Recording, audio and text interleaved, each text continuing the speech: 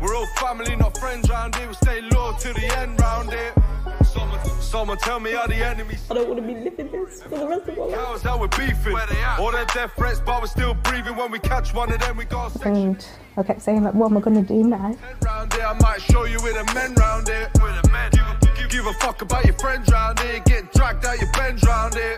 Dragged out. When it goes down, sides get taken. It reveals who's real and who's faking. Beef comes up. So we are supplying them with 40 years worth of information. 40 years? 40 names come in the media, Mohammed, Abdullah, whatever they are, all these Muslim names. The realists never have to. I'ma show you with a men. And she said she'd been raped. We have serious allegations from children who say that you were involved in the rape and prostitution of them, that you were a kingpin having them trafficked. Listen, don't come with these, man. Come in your home and smash your fucking face into the end round here. You don't really want trouble, mate.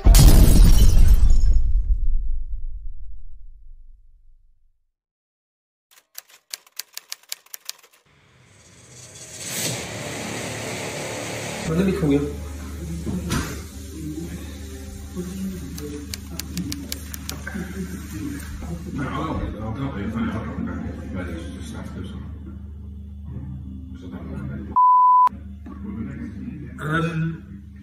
Well, look, I can't meet you.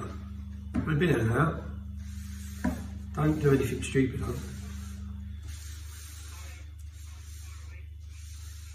No, I'm actually in Manchester.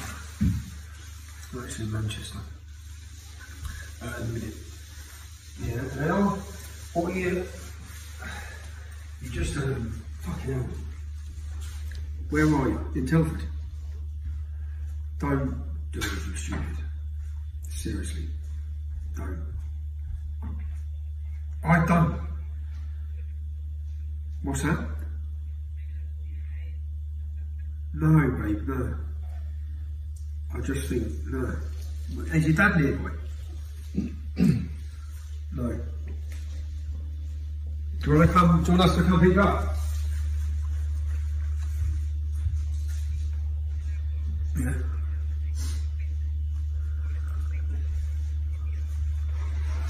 Go on.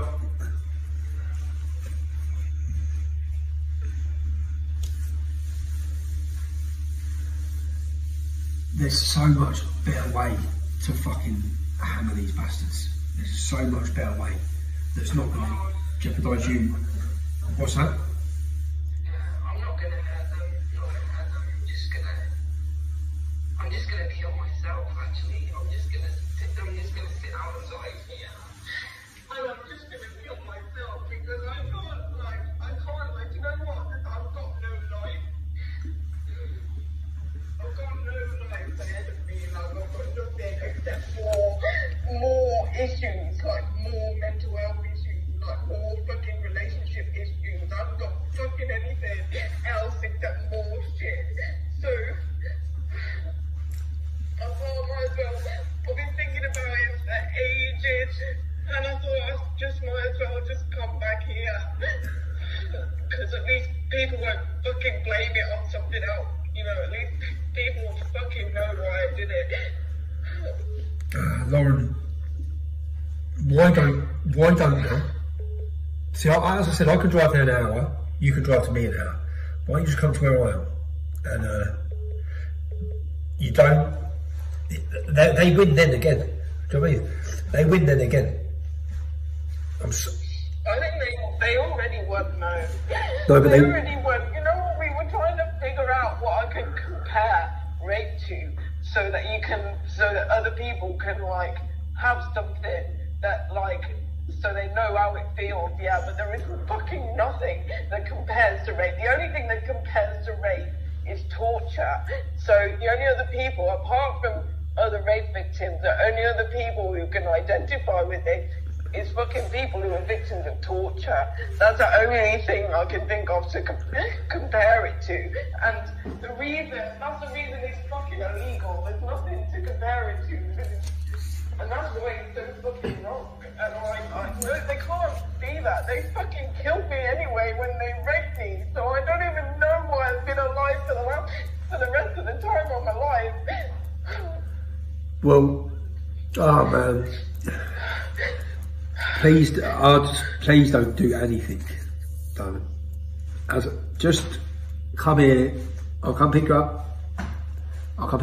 We can drive here and let's just talk, because they do win. They win because the potential. I don't even know what to say to you, because I know what they've done, and I can't even imagine how you must feel. I just know that people who love you ain't going to want you to kill yourself or him. And if there's any way of getting you help, I'd help get you whatever help you need. I'll just say please don't do anything stupid, man. And do you want us to come get you, or do you want to drive here? I don't know. I don't really feel like being saved, to be honest.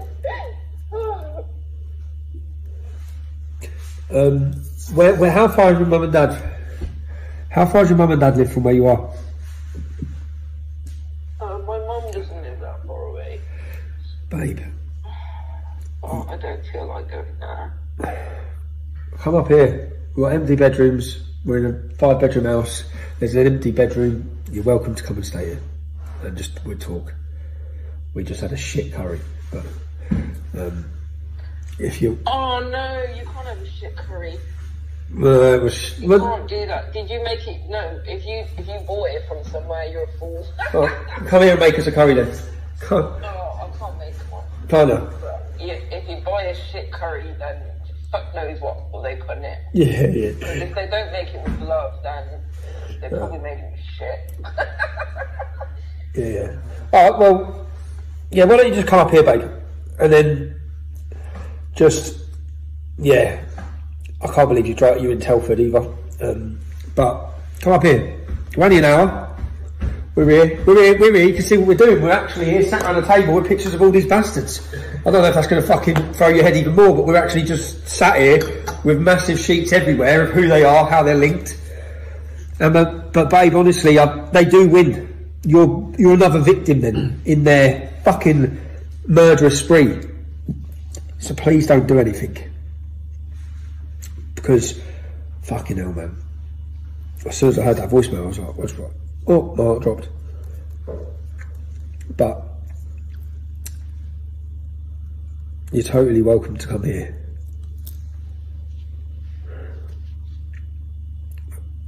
You're just going to wind me up with the maps. Yeah, I'll put them away. How about it? You don't have to look at them. We've just had it here because we were discussing work. So I'll put them away.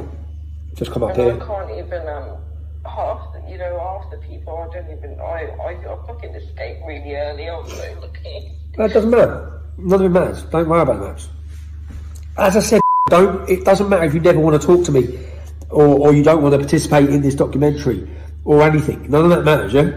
So come here, you don't even have to talk about it. I don't give a shit. We've got a pool table here and a bar in this house. It's a beautiful house. But you're welcome to just come up here, babe, and just take a chill, man. Take a chill. Oh, babe, I'll send you a location, yeah? I think it's an hour, isn't it? Telford's an hour from here, isn't it? I think it's an hour from here, babe. Yeah? Alright.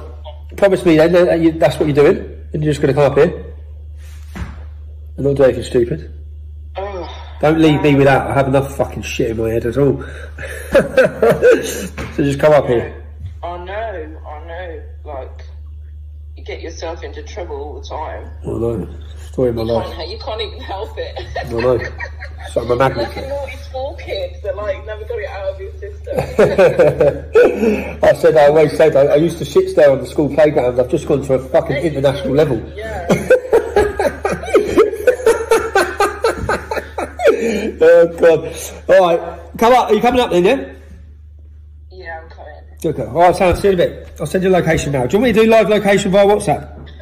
You can. You can. Alright, Sam, I'll do that now. I've got a different WhatsApp number, so you can't. Message me on your WhatsApp number then, yeah? And then I'll send you it. Yeah.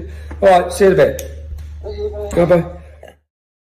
So I was tracking down victims and following the Telford story, and I saw a girl online making comments about wanting to kill the men who had raped her and abused her, and it all come to a head because one of them was just getting released. So she's obviously read it and made comments saying how it's destroyed her again. Now reading this, it's brought it all back, and she wants to murder him. So I tracked her down. I found out where she was. I not went to see her. She answered the door. And, what are you doing here? I said, explain. I've just read your messages. I want to find a better way for you to expose these men and try and tell you not to do anything stupid. And then we had a nice meet. We sat in the back of the car for about 3 hours, just talking through. We've come up here. We're in the north of England now, to get sat together for a month to go through the documentary. And I've messaged her. And this is how, that's mad. Like, I've messaged her saying, hi Lauren, how are you? Any thoughts on about us getting together? And literally, not sure we'll get a chance to do it in person after today. I've then played a voice note from her. Hi Stephen. So I don't know if I'm going to be available after today. As you were texting me, I was on my way up, and I'm here now. So I'm just sitting outside somebody's house. After reading her messages, then it's like she's outside the house because she's going to kill him. So we rang her, but then madly, because she sent me a live location, she was parked in Telford. But you see all the years later, look at their lives. Look at her life. And then she's gone on to, okay, I won't kill him, I'm going to kill myself. She is now, let's see where she is, so live location. So okay, she's on her way.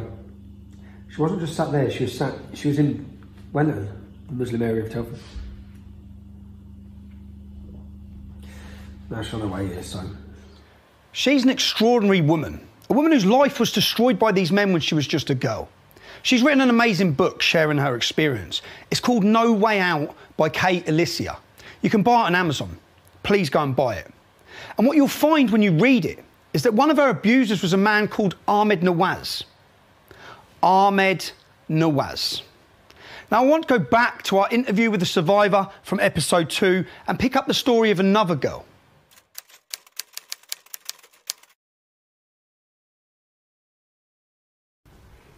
Okay, because I've seen Becky. You was a friend of Becky Watson. Yeah. Can you talk to me about Becky?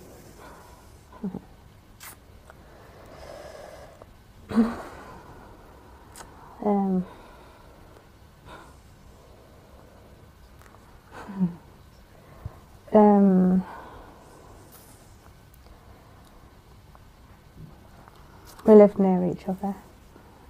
This one day in particular, she'd gone missing, and we was all looking for her. Anyway, she was drunk on the park. Some Asian lads had bought her some cider, so she got drunk, and when she got back home, her mum asked me and another girl if we could watch her while she went shopping. And I was sat in the front room with her. I'm 15 and she's only like about 10. And she's just sat in the chair opposite me, you know, like we are now. And I didn't say one word. My other mate was having a go at her, saying, you know, that basically disgusted me for drinking and giving her like a hard time. But I didn't say a word. I just sat there and I just watched her. And you know when you look in someone's eyes and stuff and you can just see through their eyes. And she reminded me of me. But when, yeah.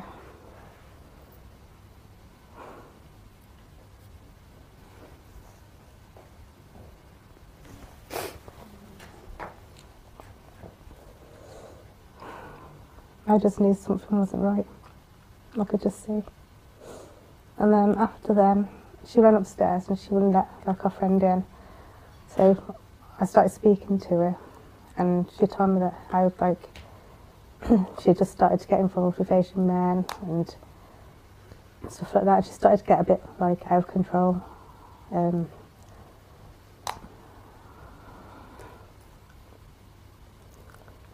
She was involved with men at the age of 10. When you say involved, what do you mean? She just started to hang around with him. She hadn't done anything then. She was just hanging around with them, and I started to buy her a drink, just started to get into talking to her. And it was like not long after then, I'd been on deliveries with my dad.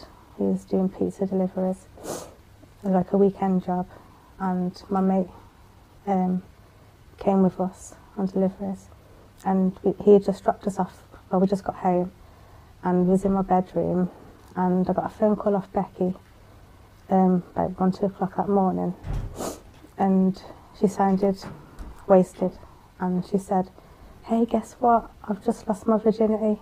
And my words was, "You better fucking not have." And then she was just there laughing, and I could hear another girl in the background with her. How old was she? She was 10. When she lost her virginity? She was nearly 11. So do we know who Becky lost her virginity to? Keith. When you say Keith? Shazia's dad. Shazia's dad. This is Asian Keith. Who had the burger van outside rooms. Tell me about what you know of Asian Keith then. Did you ever meet Asian Keith? Yeah. I always saw him around the area.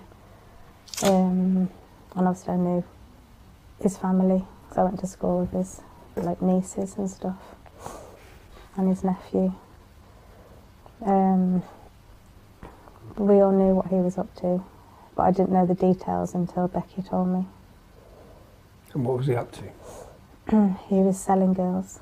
And I remember the first time Becky ever told me, she said that she went to this house with and they was paying about £200 each time. And yeah, that basically. So, and she did tell me that he tries you out first to see if you're good enough. So he was pimping young children? Yeah. Did you ever have any interaction with him? No. No? No.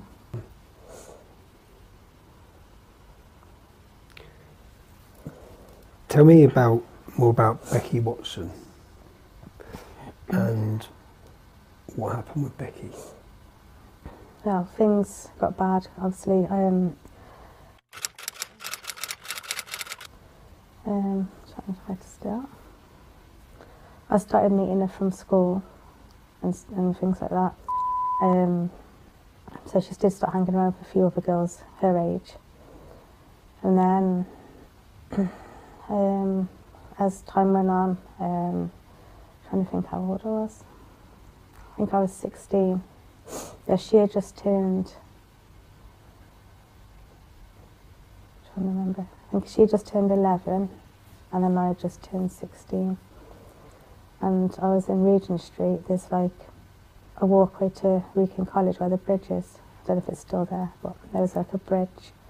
And I was there with Jibby and was drinking, and was waiting for Munchie to finish work. And I got a text on my phone off Becky saying help. So I said to her, "Where are you?" And she said, like, at the house, but she had showed me this house near the Wrekin, like a few days before. So I just ran there. I don't even know how I got there. I just ran there. And if you go like round the back of this house, there's like a gate. You go through the gate into the back door. I went, and then you're into the kitchen. And as I walked into the kitchen, straight in front of me, there's like a front room. And yeah, that's when I saw what was happening to her. What was happening? She was being raped by knife point. There's like a mat on the floor, and she was just lying on the floor. And who was raping her? I don't know who he was. He was just this like muscly man. He had like really dark, obviously dark hair, but it was like quite thick on top, and he had a really deep voice. Was he on his own in there with her? Yeah. What happened then? I was just screaming to get off her. And then he just turned around, he turned his head back to me, because I was like at the, back of him to the side, like that, but like a really deep voice. And I panicked and I just ran into the kitchen, and I got a knife and stabbed him in the back. And then I just screamed at Becky to run. and we just ran. And I phoned a couple of lads I know from Birmingham, because I just thought we needed to get out of Telford, and I asked if they could come and get us, and they come and picked us up, and they took us to Birmingham. But then Keith was ringing Becky up, going mad, and said that I'd killed the man. So then, obviously I got scared thinking I'm going to jail and things, and Becky said she'd take the blame because she was younger. But I said no way.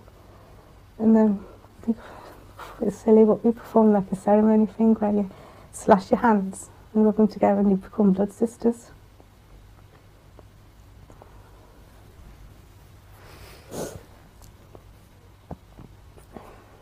And then after that night, it was just us two. So like a few months later after that, I had something in my head, I wanted to go back to that house. But we went the front way, not the back way. There's like a grass bit and a tree, and we was there watching the house. And all I saw was Keith and that man and two girls walking in. Keith was walking with the man that he said you'd killed? Because he said that he was going to go to the police if we didn't do what he said after that. So he used that situation to get you to do whatever he wanted because you were scared.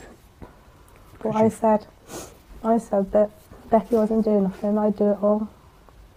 But then some men would say that they wanted Becky because she was younger and fresher. And then I just have to turn around and say, yeah, but I'm more experienced, take me.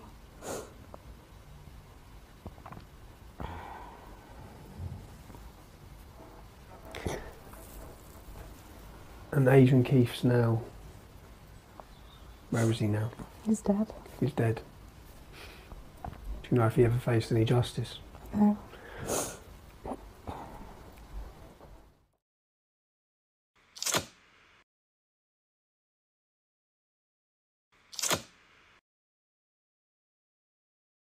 Becky Watson, raped by Asian Keith when she was 10, or maybe when she was 12. We've been given different accounts. She was passed around between men, raped at knife point. Asian Keith died in 2015, aged 61, without ever facing justice. What happened next to Becky? Becky was killed by a man called Ahmed Nawaz. Tell me what happened. How did Becky die? Well, she'd rang me.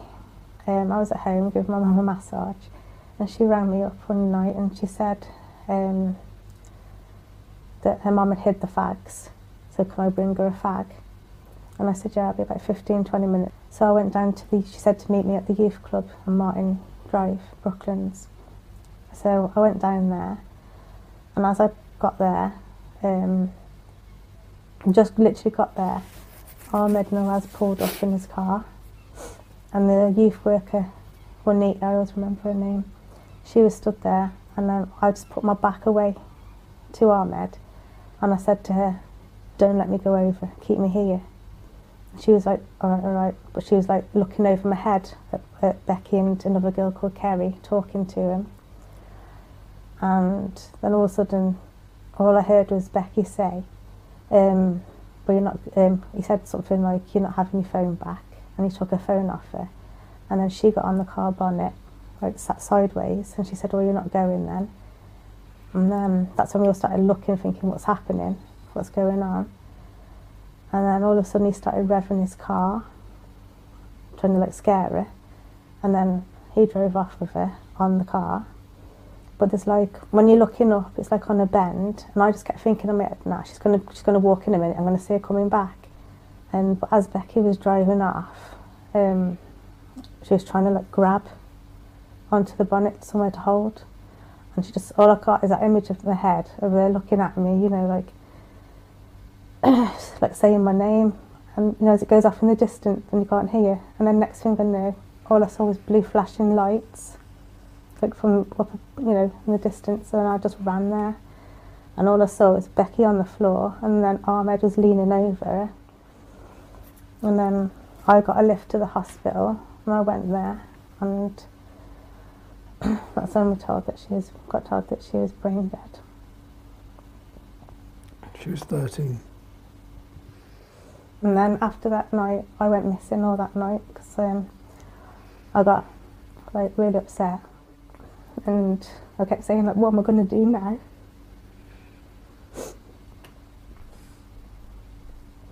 So I started smashing my head to try and make myself brain dead. And then I didn't know who else to ring or where to go. So I was trying to ring everyone in my phone book because I didn't want to go home. And then I rang up for a taxi, but Amy answered the phone. That was Bugs's taxi firm at the time. Bugsy had a taxi firm? Yeah, I think it was called Fast Line or something back then. And then what happened? She got someone to come and pick me up. I can't remember if it was him or some taxi, because I wasn't with it that night. She got a driver to come and pick me up and brought me to the office to her. And then when she finished work, she took me back to her house. And then I stayed there the night. And then the next morning, the police picked me up from there and took me home. Now, Ahmed Nawaz was charged with manslaughter, but pleaded guilty to causing death by dangerous driving. He got 3 years for killing Becky. He was out of jail in 15 months. It was reported as a prank gone wrong. But was it? Was it death by dangerous driving? You see, the background to her tragic killing is very important. And then going out with Imran at the time, but then she started seeing Ahmed behind Imran's back. But we didn't know this at first. And then one night Ahmed had picked me and Becky up when we was walking. And he said he'd give us a lift home, but he didn't take us home, he took us up the Wrekin. And what happened up the Wrekin? He said that I had to sleep with him, or so we couldn't go home. But I said, I'm not doing it, she's here, or Becky's here. So then he made her lie on the floor with a coat over her head, in the back. And then me and him went off, and I had to have sex with him. But while that was happening, the police come. The police come whilst you was having sex with him up the Wrekin? And I just literally,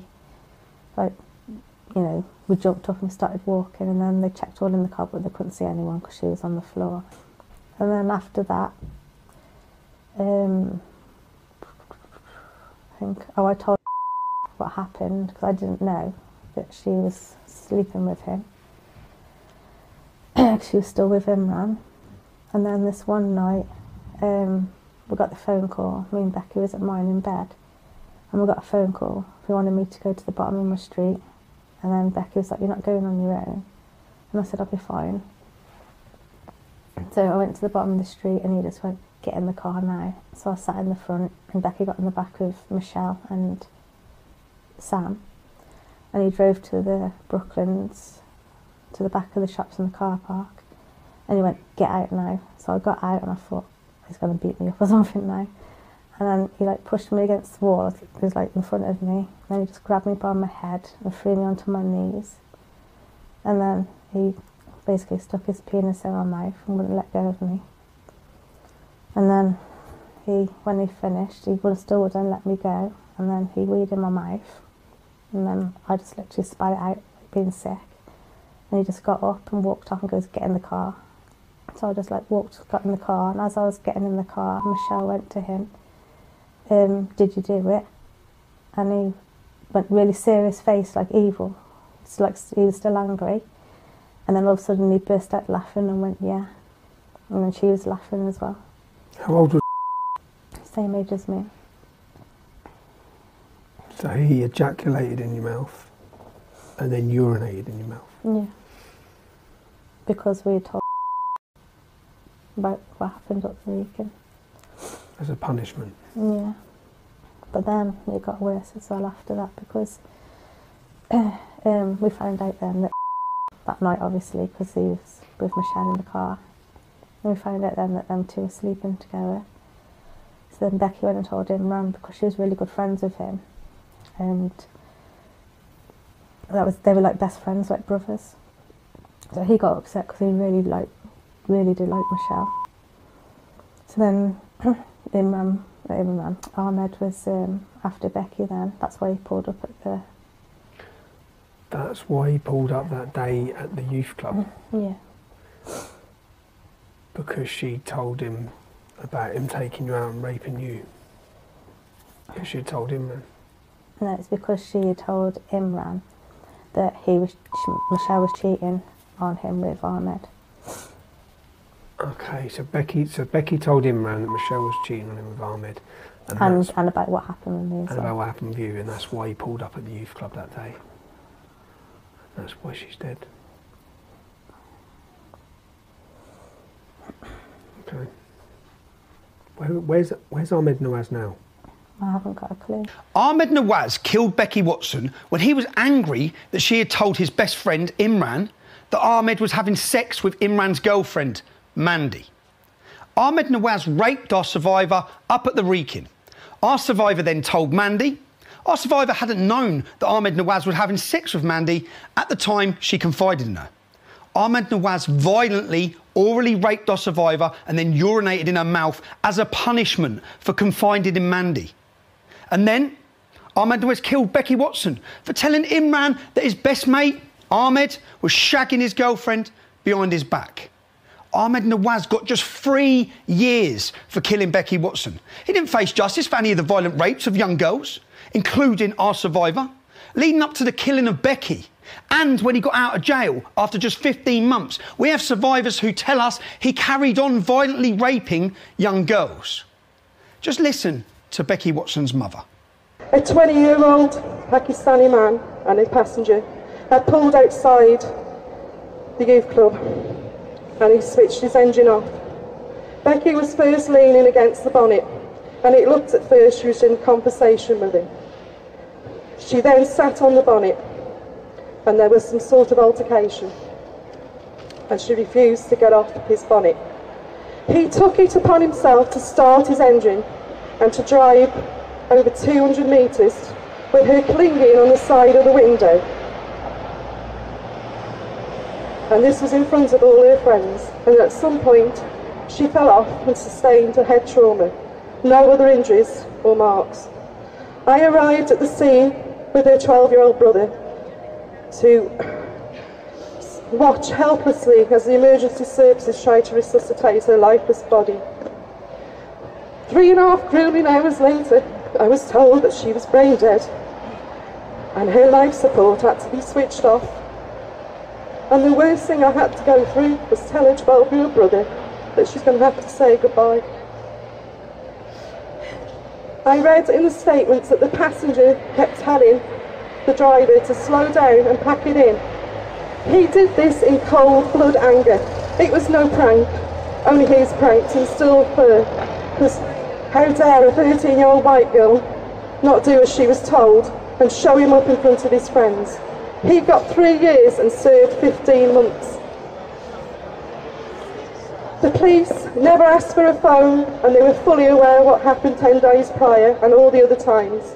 And yet, the chief superintendent visited me within days of Becky's death and stated he did not want her death to be classed as a racial attack. I told him he needs to open his eyes as there's something going on in this town and it involved Pakistani men and young girls and drugs.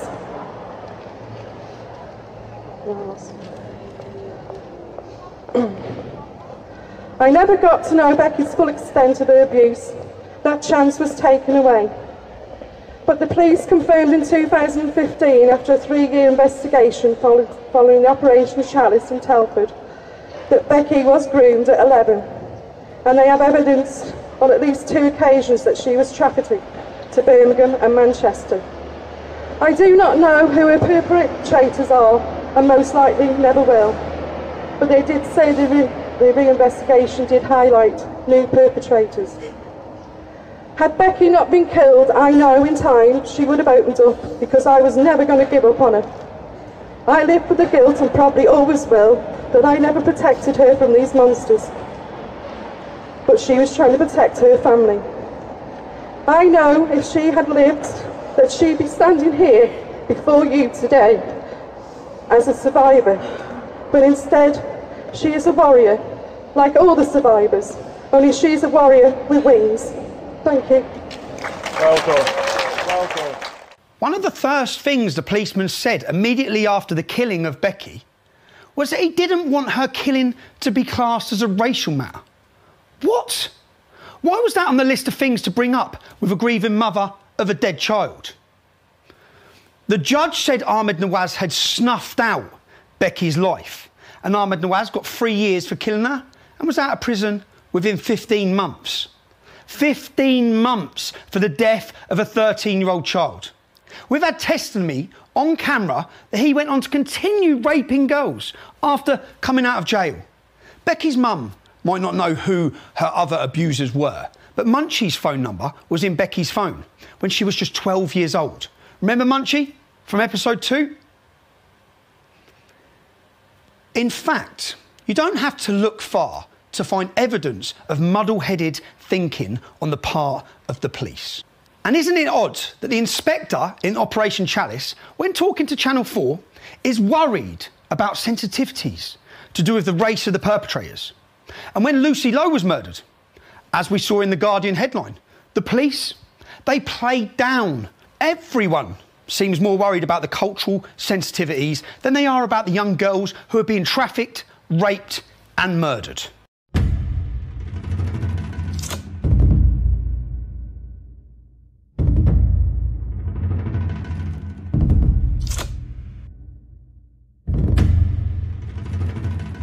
So what did Telford Chief Superintendent Tom Harding have to say in 2018 about what's been happening on his patch? Oh, that's not good. Not good at all. He said that the sex crime claims were sensationalised, and a memo was sent around the police, saying most of the sex with these little children was consensual. You know, the 10, 11, 12-year-olds. Consensual sex, Tom? Not really, mate. Now, that's not a good start for Tom Harding. This is 2018. I'm not playing this down. What I'm saying is that for many years we've identified CSE as something that we're seeking to tackle, and I've had, in the last 2 years, I've had additional resources provided to me by the Chief Constable and PCC, because it's something that we really want to work hard on jointly with the local authority. I'm going to translate that limp-wristed, mealy-mouthed political speak for you. What he's saying, number one, they're seeking to tackle child sexual exploitation. That's his intent. See, politicians are great at announcing their intent, but not so great at delivering results. In your case, Tom, results means criminals being banged up. Number two, in the last couple of years, they've had additional resources provided. He wants you to know his failure in the past is nothing to do with incompetence or corruption, which it is. Yeah? He wants you to know it's nothing to do with that. It's because he was short of resources. Number three, not resources to get you for traffic offences or anything like that. Resources to deal with child rape. Number three, he really wants to work hard on the problem, jointly with the local authority. More intent, and he wants you to know it's not just him who is failing, it's the local authority as well. Well, what does working hard or smashing child raping, drug dealing, Pakistani gangs look like? What does that look like? I bet that's the question you're asking yourself. Have a look at this. In this photo, you will see Bugsy. Bugsy's our main alleged gang leader of rapists from episode 1. You'll see Crowie. Crowie is Munchie's brother-in-law, you know, Munchie from episode 2. The ones accused of raping little girls and drug dealing. They're the Benallis, that's their gang name. Now, sitting down, here they are, sitting down with various police leaders, including Tom Harding and the Police and Crime Commissioner. Tom Harding left West Mercia Police in 2020 and apparently took some of his best practice to Gwent. Newsflash, people. If he's an inadequate, clueless idiot in West Mercia, he'll be an inadequate, clueless idiot in Gwent. But that's what happens in the police, you see. If you're useless, you're reassigned. Now, in a world where terrorist attacks by followers of Islam are immediately labelled nothing to do with Islam, inquiry into the doctrines of Islam immediately labelled Islamophobic, and so-called non-hate crime incidents policing is used almost entirely to silence discussion of Islam, look at Harry Miller's victory over the College of Policing. So, who are the Benallis? We're all family, not friends round here. We stay loyal till the end round here. Someone tell me how the enemy's sleeping. It must be cowards that we're beefing. All their death threats, but we're still breathing. When we catch one of them, we got Section 18 him. GBH with intent round here. I might show you with the men round here. Give a fuck about your friends round here. Get dragged out your bends round here. In the last episode, we saw the police in Telford kneeling, taking a knee at the feet of Akib Khan, his hands on their heads, and Bobby Khan tweeting how the Benalis have got the police under control. It actually seems like that to the rest of the country. The police are under the control of the Islamic community in Telford and every other city. The Benalis have got the police under control. Izzar says the police want a truce. Who are the Benalis? These are the Benalis. Bugsy, Charlie, Munchie, Crowy, Izzar, Akib, Akil. All of our so-called men who are alleged to have been involved in the rape of children in Telford in our previous episodes are Benalis. You might ask yourself, how and what are Telford police doing to tackle this epidemic of Muslim rape gangs? This is what they're doing. This is the most senior ranking police officers from West Mercia Police. This gentleman is the Police Crime Commissioner. Next to him, or across from him, is the head of the police. This gentleman, it's his job to prevent sexual exploitation of children. Now, this is Bugsy from episode 1, the main child trafficker from Telford, standing directly next to, having his photo taken, directly next to the man whose job it is to prevent sexual exploitation of children. Now, you remember Munchie from episode 2. This is Munchie's brother, standing directly behind the Police Crime Commissioner. Do you have any faith that these officers are tackling these gangs? There is no way that their intelligence system does not tell them that they are drug dealers, they are gangsters, and they are trafficking children. But they do not care. They are more interested in taking their photos for diversity. I have tried to find pictures of the police sitting outside the church in Telford. I haven't been able to. Outside the Sikh temple, I haven't been able to. Outside the Hindu temple, I haven't been able to. All of these men, all of them, including him, are directly linked to gangs that rape children in Telford. And this is what your police force are doing. This is community policing at its dumbest. And it's a model that's being replicated across our country. If it was working, people like Bugsy, Charlie, Akil and Munchie, they would have had to answer by now for the multiple allegations made against them. But they haven't had to answer them. They haven't faced justice. And people have told us that some of these men have been abusing and exploiting young girls since the early 1990s. That's for over 40 years. If you remember a clip from episode 2, the police records on these matters go back 40 years. They passed, and I quote, 40 years worth of evidence to the independent inquiry. If these men had been pursued and prosecuted from the start, so many girls' lives would have been saved from misery. Don't get me wrong, there are good police in Telford. When one of our surveillance teams was arrested for supposedly harassing Akil Khan, a known Benali drug dealer, 2 police officers told him in the police station, whatever you do, don't use the duty solicitor. The good coppers know there is corruption inside Telford Police Station. And this diversity-embracing community policing approach, shut up for the sake of diversity, as Naz Shah famously tweeted, be quiet for fear of being called racist, be quiet for fear of being called Islamophobe, well, it's either incompetence, stupidity or cowardice. Incompetence because the police intelligence system must hold information about the allegations and criminal activities of some of the men pictured here. Are these top police officers unaware of the information on their own systems? Stupidity. Because if these top police officers know of the criminal activities and the allegations against some of the men, are they really so stupid that they think cozying up for photos is an effective approach smashing gang-related crime in Telford? And cowardice. Because the police in Telford are simply not equipped to tackle organised Islamic gangs that are running and ruining the streets of Telford by raping young children and flooding the streets with drugs. So the Telford police are frightened and incapable of confronting this evil. And if the police are frightened, the streets are lawless. God help every one of us if the police are frightened. And we're told Telford police are demoralised. I'll tell you what isn't good for morale. Letting your diversity-driven community policing bullshit stop you doing what you know is right. And I'll tell you what's good for morale. Solving crimes. Real crimes. Rape.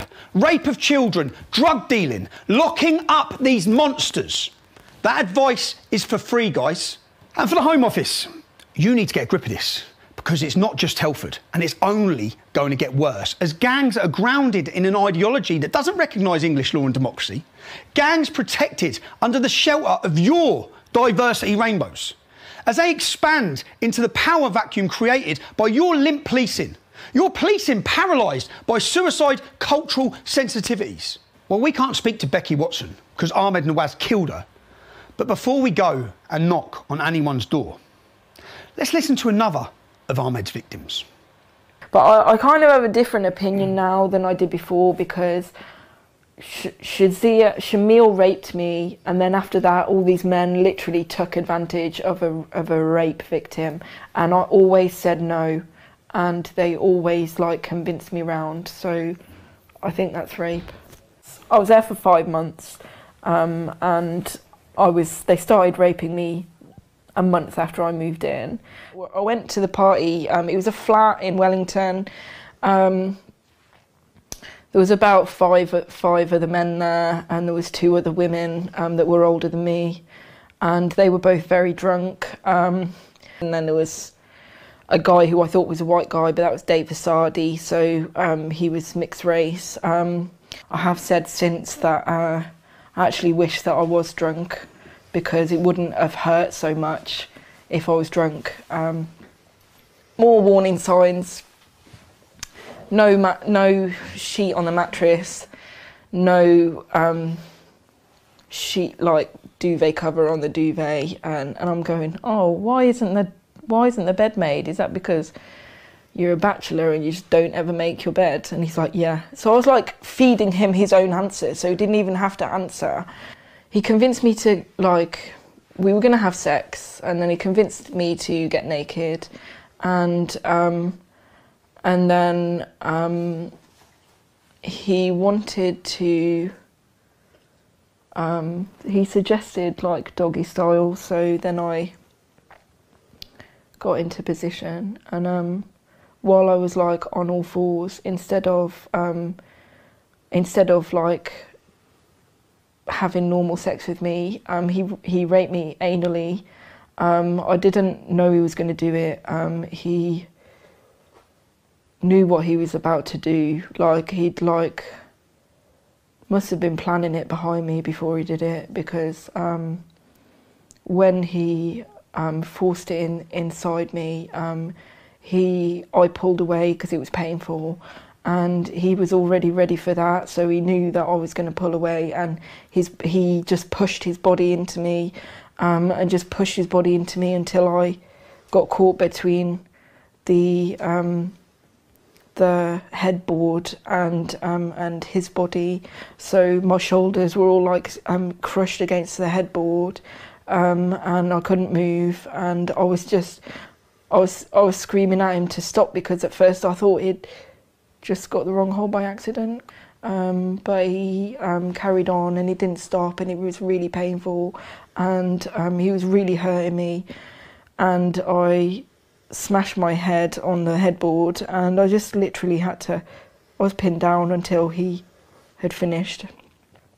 And then as soon as he finished, he ran out of the room, and then Manny came in, and I was a bit like in shock, and a bit like trying to think, what do I do next? And I was just going to put my clothes back on.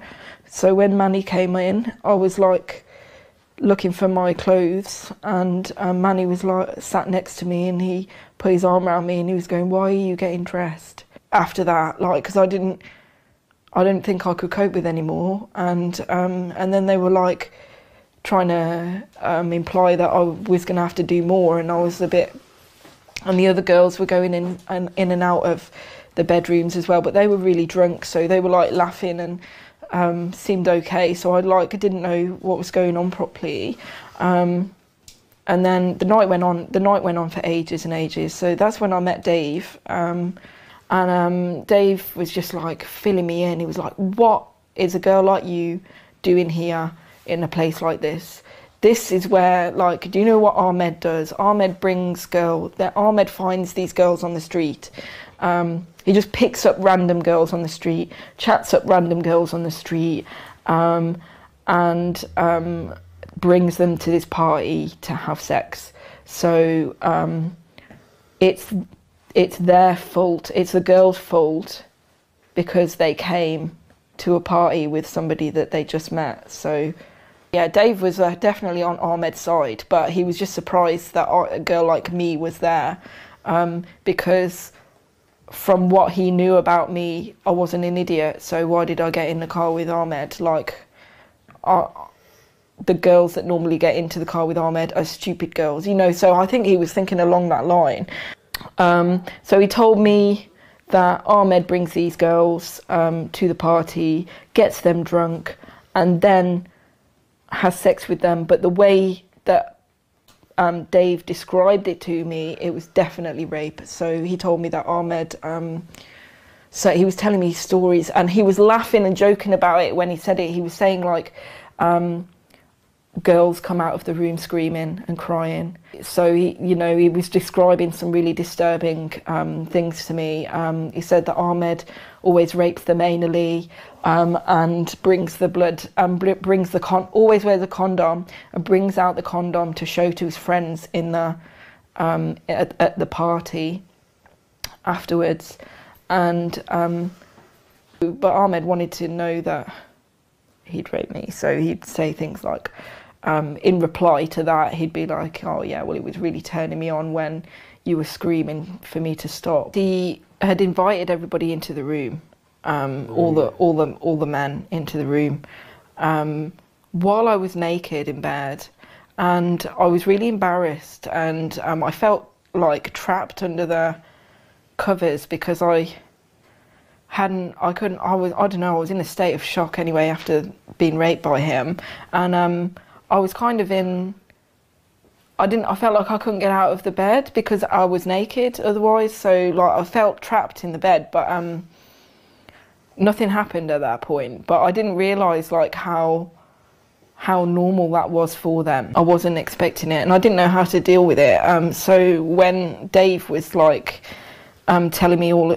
he knew me and telling me that things about Ahmed and stuff, then I thought Dave would help me. So I sat next to him the whole time, and I wouldn't let anyone else talk to me. And he said he was going to take me home, so I got a bit excited about that. And because the thing is, I was going to escape anyway, but when he offered to take me home, I thought that was a better solution. I was going to leave. I thought we got up to go, and I thought we were going, but he just took me into one of the other rooms, and I was so disappointed.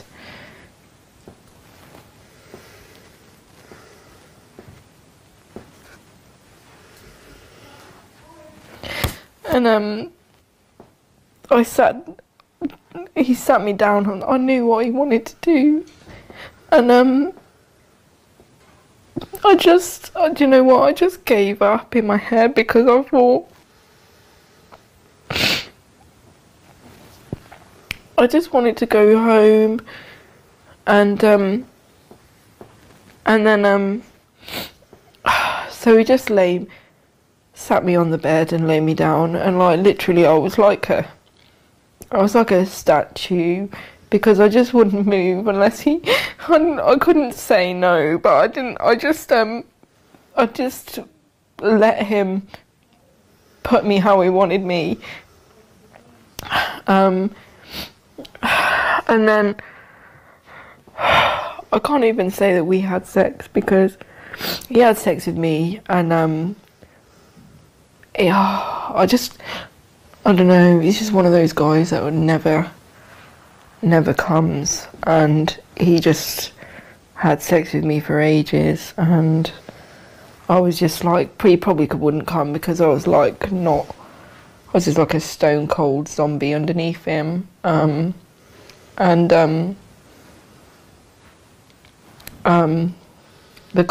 he was used a condom. The condom dried out. I could feel it was all dry, and I wasn't enjoying it at all. Like, not that you're supposed to anyway. It was hurting and it was itching and it was horrible and it wouldn't finish, and you know, it started getting light outside.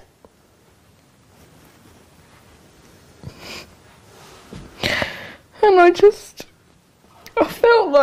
felt dead inside, honestly, because like, who would even put up with that? Like, there's no point to it. Like, I couldn't even say anything. I couldn't even complain.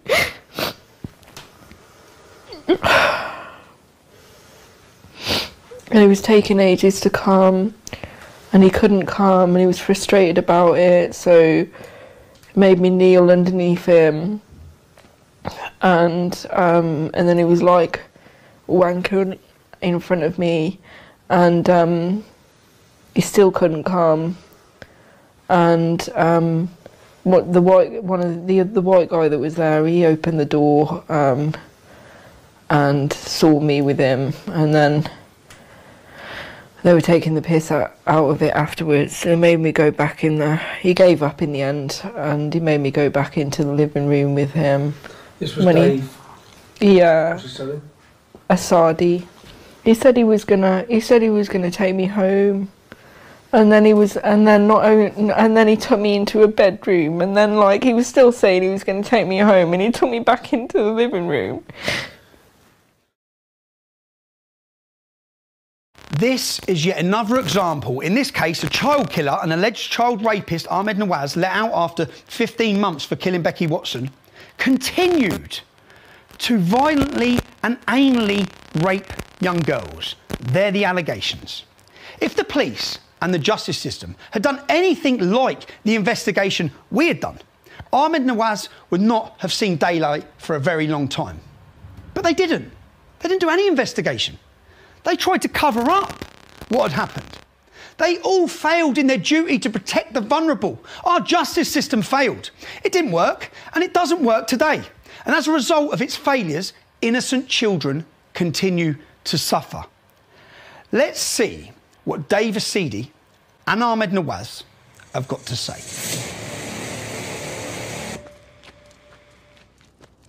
Dave? Mate, I'm wondering if you can help me with some allegations about an old associate of yours called Ahmed. God, can you stop filming me, please? I'm on about an old associate of yours called Ahmed, mate. God, I've seen your shit, mate, on the telly, yeah? So I want to ask you about an old associate. Yeah, I know that name, yeah. Yeah, you used to attend parties. Parties. You was at houses with Ahmed Nawaz. You was at houses with him. Can you stop filming me, please? Yeah, you was at houses. Mate, I just want to see if you've got nothing to hide, you answer the questions. I haven't got nothing to You know hide. Ahmed. What was your relationship with Ahmed? I know of him, yes. Can I show you this? Can you just stop for a sec so I can show you this, yeah? Yes. Can you stop filming me? Yeah. Look. Stop, please. Look, can you watch this? Can you watch this? Why is he filming me? Can you watch this? Listen. Yeah. Listen to it. Get round the front. Can you stop filming Yeah, me, listen please? to it. Right, ready? Do you want to listen to it, mate? Because your response is needed. Your response is needed. Wait, just stop. I choose to participate in... Can you stop filming me, Do you want to listen to what the girl's got to say? She's talking about you. She's talking about you. Is she? She's talking about you. So should we listen to what? Do you want to listen to what she's got to say? Just stop and listen to what she's got to say. Would help me, so I sat next to him. So she's just been anally raped by Ahmed in a house. Anyone else talk to me? That's real bad stuff, mate. Then you've sat down next to her. You said you're going to take her home. I got a bit excited about that. You said you was going to take her home from this house after she got raped. Yeah, that probably... I don't know who's been raped and who's not. But do you remember her at the house? And you said you were going to take her home? I recalled her face, yeah? You recall her face, yeah? Yeah. Well, carry on listening. Sorry, were you going to say something? Oh, God. Carry on listening, because you're a witness to what happened. Just stop. Yeah. Stop for a sec. Stop. Because just stop for a sec. I don't want to be filmed. No, just stop for a sec. No, Okay, I don't well, want to be filmed. Look. Stop fucking filming me. Listen to what she says. Listen to what she says. All right. I was like... She was excited because you were going to take her home. Okay. So disappointed. But then what? Listen. You recognise her, didn't you? Yeah, yeah, I do recognise You do recognise her? And he sat me down on, I knew what he wanted to do. Me? She's on about me, yeah? In one of these parties with Ahmed Nawaz? I've never been to any parties. You just said you recognise her and you're aware of her? Yeah, I do, I know who she is, yeah. I remember her, yeah. You do remember? Yeah.